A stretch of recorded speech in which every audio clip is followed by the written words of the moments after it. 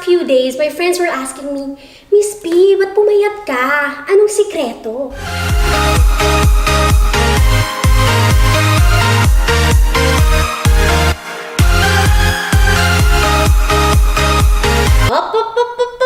Excited much! Subscribe ka pa rin sa akong channel.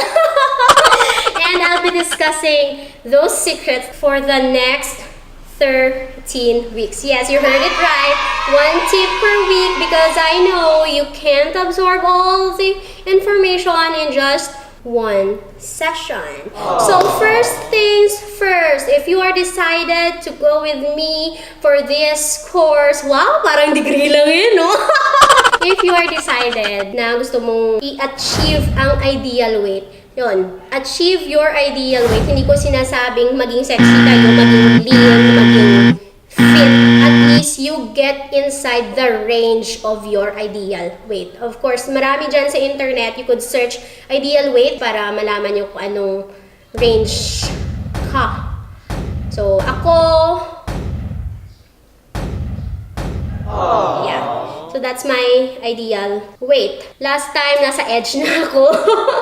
Currently, nag-run 52 dyan. So, at least, pasok na sa range. So, kailangan ko na lang i-maintain. And, sabay tayo! Sabay tayo! Together! Yeah! For the next 13 weeks, I'll share to you my secrets. What are the things that I've been doing. And just promise me that kailangan every week, nandito kayo sa ating session para at least at the end of the 13 weeks, meron kayong outcome. Okay? So kung game ka mo, game na game ba kayo?